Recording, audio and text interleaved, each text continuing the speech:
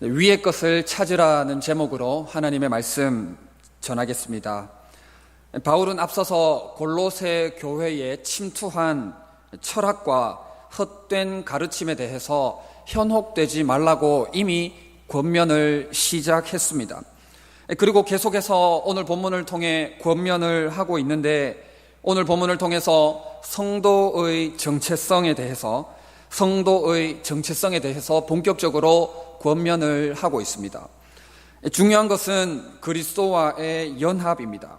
그리스도와 연합한 자들은 이미 성도의 정체성과 생명이 우리 주님과 함께 하늘에 있기 때문에 하늘의 것을 추구할 수밖에 없다라는 것입니다.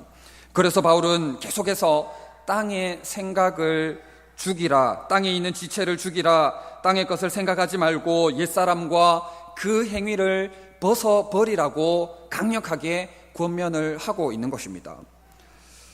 바울은 골로새 교회 성도들에게 그들이 그리스도와 함께 살리심을 받았다고 말하고 있습니다. 우리는 그리스도와 함께 죽고 그리스도와 함께 살아났습니다. 그리고 우리의 생명은 그리스도와 함께 하나님 안에 숨겨져 있습니다. 우리는 그리스도께서 나타나실 때에 우리 주님과 함께 영광 중에 나타나게 될 것입니다. 그러므로 우리는 하나님 우편에 앉으신 예수 그리스도를 따라서 이 땅의 것을 생각하지 말고 위의 것을 생각하고 위의 것을 찾아야 하는 것입니다. 첫 번째로 우리는 위의 것을 생각해야 합니다. 우리는 예수님과 함께 새로운 생명을 얻었습니다. 그러므로 땅의 것이 아닌 위의 것을 생각해야 합니다.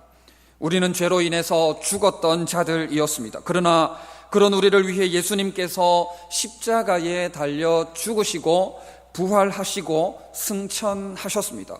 그러므로 그리스도와 연합한 자는 우리 주님과 함께 죽고 함께 살리심을 받은 자들입니다. 그러므로 우리는 예수 그리스도 안에서 새 생명을 얻은 자가 된 것입니다. 예수님과 함께 새로운 생명을 얻었으니 그의 합당한 삶, 그의 생명에 합당한 삶을 살아야 하는 것입니다. 다시 말해서 이 땅에 속한 것을 추구하는 것이 아니라 하나님 보좌 우편에 앉으신 예수 그리스도께 속한 것, 위에 속한 것, 위의 것을 생각하고 위의 것을 찾으며 살아야 하는 것입니다. 성경에서 마음은 우리의 존재 중심을 이야기하고 있습니다. 우리의 마음이 돈에 가 있으면 우리 존재의 중심은 돈입니다. 우리의 마음이 권력이나 명예에 가 있으면 우리의 존재 중심은 권력이나 명예라고 말을 할 수가 있을 것입니다. 영어 성경에서는 1절을 위에 있는 것들에 너희 마음을 두라라고 번역을 하고 있습니다. 예수님께서는 제자들에게 이렇게 말씀하셨습니다. 오직 너희를 위하여 보물을 하늘에 쌓아두라. 하늘에 쌓아두라. 거기는 좀이나 동록이 해하지 못하며 도둑이 구멍을 뚫지도 못하고 도둑질도 못하느니라. 내 보물이 있는 그곳에는 내 마음도 있느니라 하셨습니다. 내 보물이 있는 곳에 내 마음이 있을 것인데 그 보물을 하늘에 쌓아두라고 말씀을 하는 것입니다. 바울도 마찬가지로 마음을 위해 위에 있는 것들에 두라고 이야기를 하고 있습니다. 바울은 골로새서 2장 20절 이하를 대조해서 말씀을 하고 있는데 2장 21절 이하를 보면 곧 붙잡지도 말고 맛보지도 말고 만지지도 말라 하는 것이니 이 모든 것은 한때 쓰이고 없어지리라 조금도 유익이 없느니라 라고 기록을 하고 있습니다. 땅의 것을 붙잡지도 말고 땅의 것을 만지지도 말고 맛보지도 말라고 말씀을 하는 것입니다. 조금도 유익이 없음을, 우리에게 조금도 유익이 없음을 이야기하고 있는 것입니다. 그러므로 우리는 위에 있는 것, 영적이고 영원한 것을 추구하는 삶을 살아야 하는 것입니다.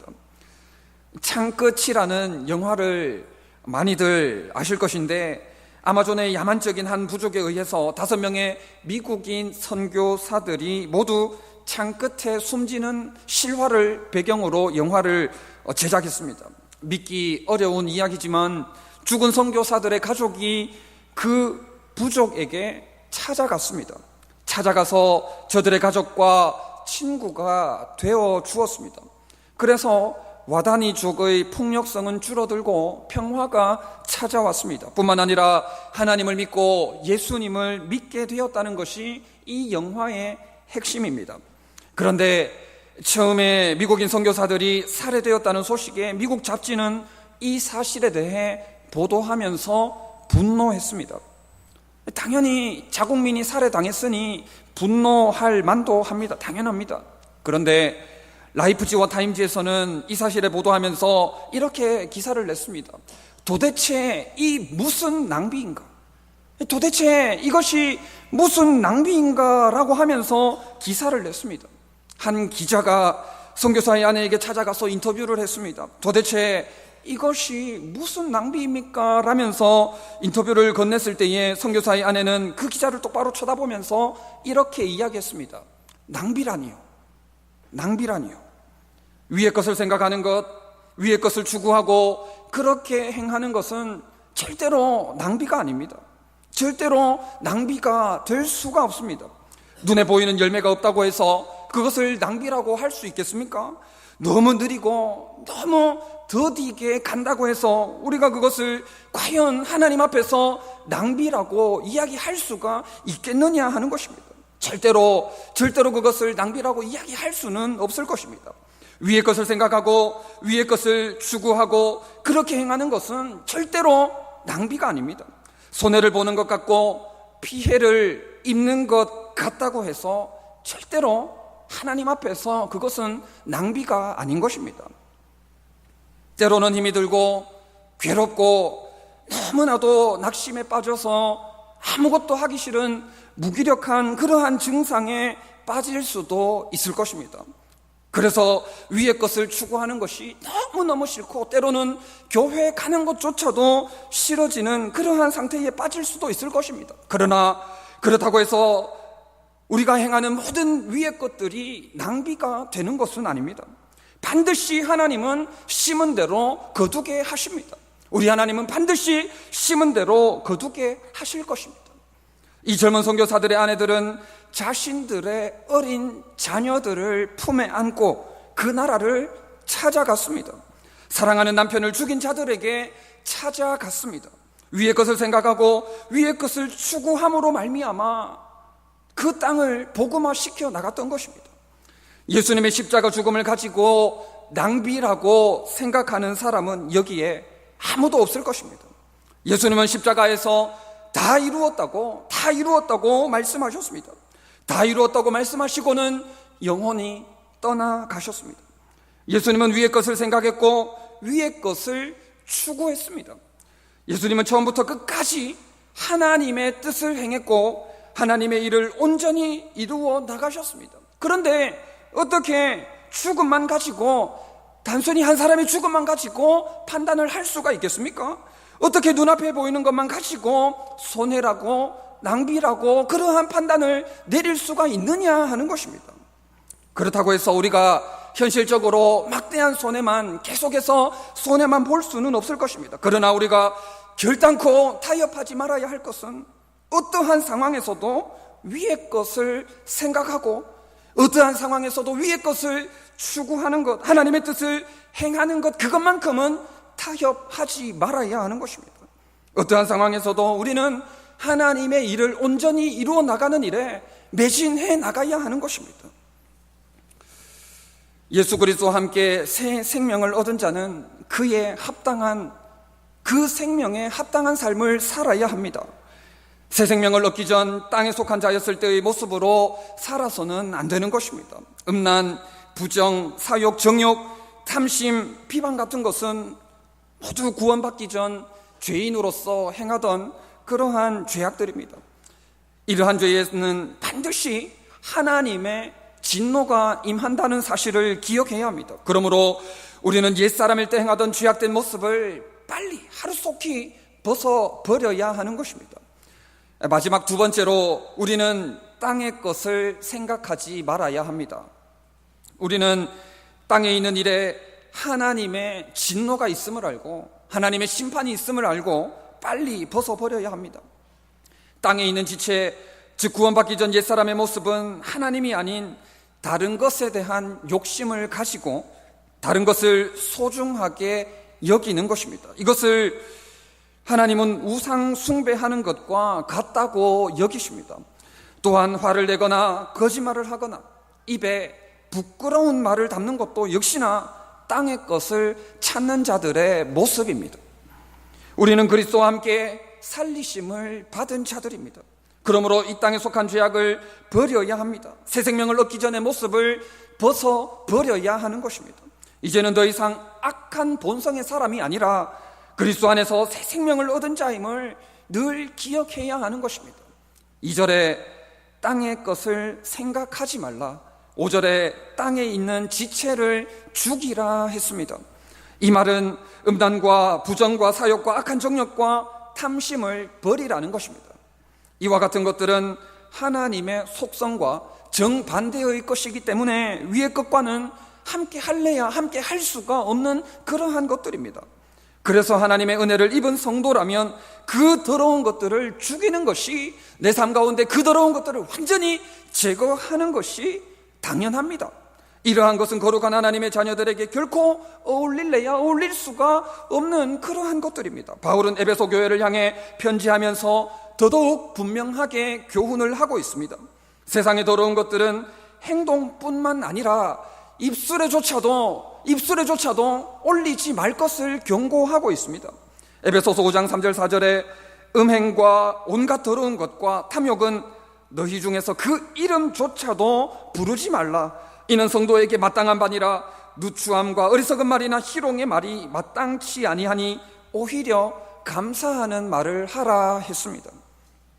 음행과 더러운 것과 탐욕을 비롯한 모든 부정한 것들을 우리 입술에 올리거나 흉내조차 내어서도 안 됩니다. 그와 같은 것들은 하나님의 저주, 하나님의 진노하심의 대상이 되기 때문에 그러한 것들을 입술에조차도 담거나 흉내를 내서는 결단코 안 된다는 것입니다. 하나님을 믿는 성도로서 하나님이 싫어하시는 것, 하나님이 너무나도 싫어하시는 것들을 가까이 두면서 나는 하나님을 사랑한다고 말을 할 수가 있겠습니까? 앞뒤가 전혀 맞지 않는 행동입니다. 상대방이 싫어하는 행동만 골라서 하면서, 상대방이 싫어하는 행동을 골라서 하면서 나는 당신을 사랑한다고 하는 것이 과연 말이 됩니까? 전혀 말이 되지 않는 것입니다. 바울은 이러한 것들로 말미암아 우리에게 하나님의 진노하심이 있다고, 하나님의 진노가 있다고 강조하고 있습니다. 신명기 4장 24절에 내 하나님이 여호와는 소멸하는 불이시요 질투하시는 하나님이시니라 했습니다. 이 말은 하나님께서 자기 이외의 세상 것들에게 관심을 가지고 그것을 추구하거나 그것에 의존하는 것을 결단코 용납하지 않는다는 사실을 말씀하고 있는 것입니다. 그런데 그럼에도 불구하고 어리석은 인간들은 땅의 것들을 통해서 인생의 만족을 얻으려고 합니다. 얼마나 그러한 것들을 추구하는지 모릅니다. 그런 사람들은 하나님에 대해서 전혀 모르기 때문입니다. 하나님께서 얼마나 진노하시고 얼마나 그러한 것들을 심판하시는지, 얼마나 두렵고 무서운지를 모른 채 어리석게도 안타깝게도 계속해서 땅의 것에 목숨을 거는 것입니다. 에서가 그랬습니다.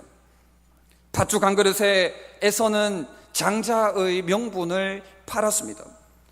눈앞의 이익에 에서는 눈이 멀고 말았습니다.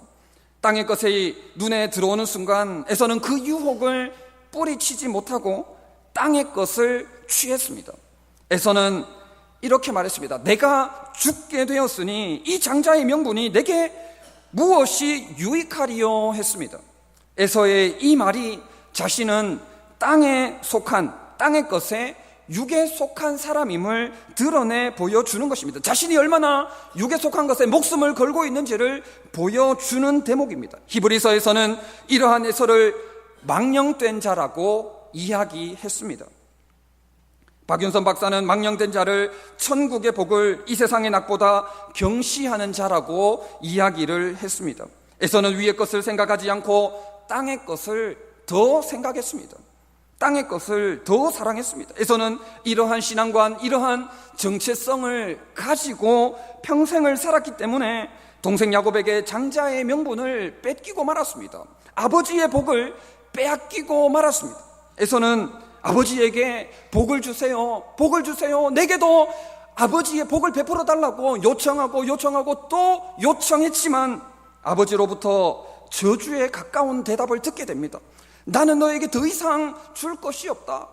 야곱이 다 가져갔다. 창세기 27장 39절 40절에 내 주소는 땅의 기름짐에서 멀고 내리는 하늘 이슬에서 멀 것이며 너는 칼을 믿고 생활하겠고 내 아우를 섬길 것이라고 이렇게 대답을 듣게 됩니다. 로마서 9장 13절에는 기록된 바 내가 야곱은 사랑하고 에서는 미워하였다 하심과 같으니라 했습니다. 땅의 것에 목숨을 걸고 살았던 에서에게 돌아온 결과가 무엇입니까? 하나님의 미움입니다. 땅의 것에 목숨을 걸고 살았던 에서에게 돌아온 것은 아버지의 저주요 하나님의 미움 밖에는 없었던 것입니다. 그러나 예수님은 그렇지 않았습니다. 시험에서 승리하셨습니다. 예수님도 악한 마귀 사탄 마귀에게 시험을 받으실 때에 그러한 시험을 받았습니다. 돌들로 떡덩이가 되게 하라 했습니다. 예수님은 40일 밤낮으로 금식하신 후였기 때문에 너무나도 배가 고프고 너무나도 허약한 그러한 상태였습니다. 그렇기 때문에 어떻게 보면은 땅의 것으로 만족하라는 이 마귀의 시험에 넘어갈 만한, 가장 넘어가기 쉬운 그러한 상태였다 하는 것입니다. 그러나 예수님은 넘어지지 않았습니다. 에서는 당장에 넘어졌지만 예수님은 이 시험에 넘어지지 않았습니다. 사람이 떡으로만 살 것이 아니요 하나님의 입으로부터 나오는 모든 말씀으로 살 것이라 하셨습니다. 예수님은 땅의 것을 생각지 않고 위의 것을 생각하셨습니다. 또 사탄 마귀는 자신에게 경배하면 천하만국 이 모든 것을 주겠다라고 했습니다. 땅의 모든 부귀 영광을 주겠다는 것입니다. 그러나 예수님은 여전히 승리하셨습니다. 사탄아 물러가라 기록되었을 때 주 너희 하나님을 경배하고 다만 그를 섬기라 하셨습니다. 예수님은 처음부터 끝까지 위의 것을 생각하셨던 것입니다. 요즘 쏟아지는 정보 속에서 TV와 인터넷 여러 가지 미디어들을 배제하고 살 수는 없습니다. 그러한 시대에 우리가 살아가고 있습니다. 어디를 가도 컴퓨터가 있고 어디를 가도 인터넷이 다 됩니다. 어디를 가도 식당이나 가게마다 다 와이파이가 되지 않습니까? 이러한 것들과 때려야 뗄 수 없는 그러한 시대를 살아가고 있습니다. 모르는 게 있으면 우리가 바로 핸드폰 꺼내서 검색해 보곤 하지 않습니까? 우리의 삶과 너무나도 밀접하게 연결이 되어 있습니다. 그런데 이러한 언론 매체와 각종 미디어가 문제입니다. 이런 것들이 얼마나 땅의 것들을 가지고 우리로 하여금 만족을 얻으라고 부추기고 있는지 모릅니다.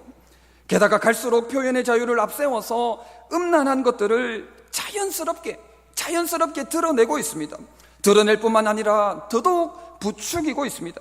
이 정도는 아무것도 아니라고, 더 노출하라고, 더 벗으라고, 더 해야 된다고 얼마나 음란한 것들을 가지고 장난을 치고 있는지 모릅니다.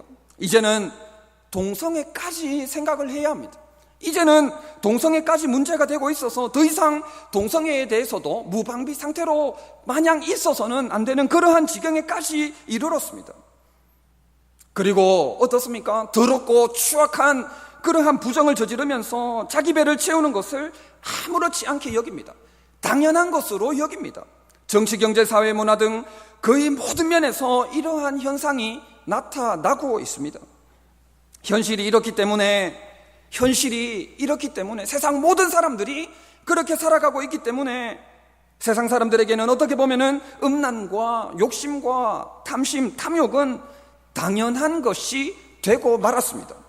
그렇게 살지 않으면, 정직하게 살면 오히려 이상한 나라의 사람처럼, 이상한 사람처럼 취급을 받고 왕따를 당하거나 같이 어울리기가 너무 힘들기 때문에, 너무 힘든 그러한 상황이기 때문에 더더욱 그렇습니다. 더 과간인 것은 자라나는 세대들에게 이러한 것들을 장려하는 분위기가 되고 있다는 사실입니다.